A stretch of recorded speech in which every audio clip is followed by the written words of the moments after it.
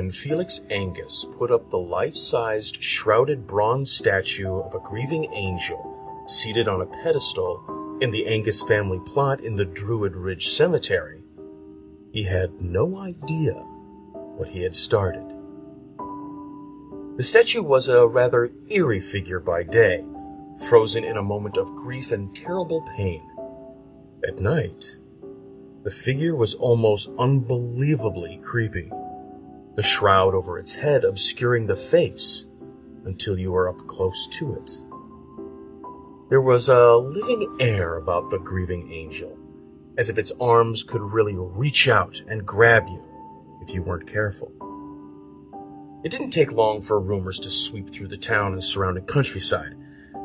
They said that the statue, nicknamed Black Aggie, was haunted by the spirit of a mistreated wife who lay beneath her feet.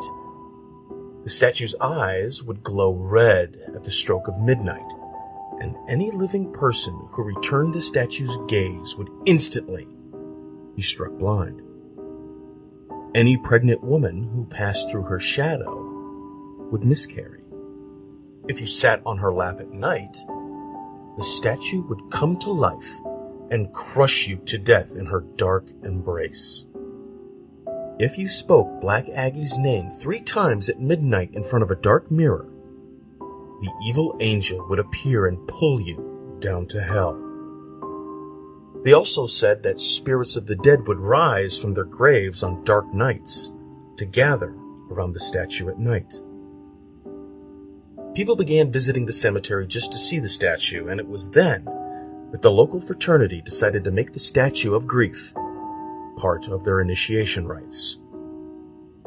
Black Aggie Sitting, where candidates for membership had to spend the night crouched beneath the statue with their backs to the grave of General Angus, became popular. One dark night, 2 fraternity members accompanied a new hopeful to the cemetery and watched while he took his place underneath the creepy statue. The clouds had obscured the moon that night, and the whole area surrounding the dark statue was filled with a sense of anger and malice. It felt as if a storm were brewing in that part of the cemetery, and to their chagrin, the 2 fraternity members noticed that gray shadows seemed to be clustering around the body of the frightened fraternity candidate crouching in front of the statue. What had been a funny initiation rite suddenly took on an air of danger. One of the fraternity brothers stepped forward in alarm to call out to the initiate. As he did, the statue above the boy stirred ominously.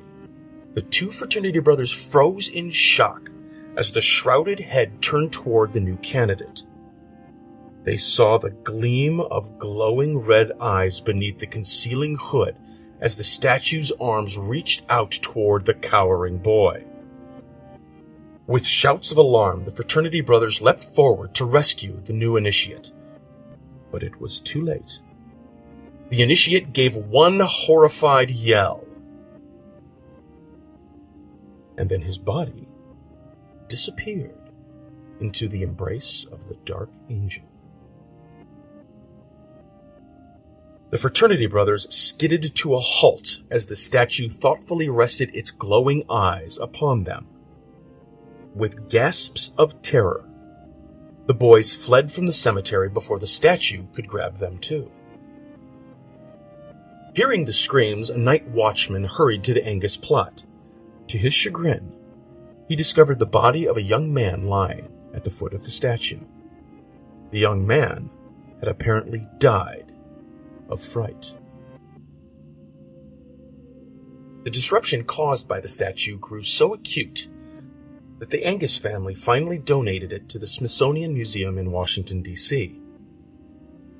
The grieving angel sat for many years in storage there, never again to plague the citizens visiting the Druid Hill Park Cemetery.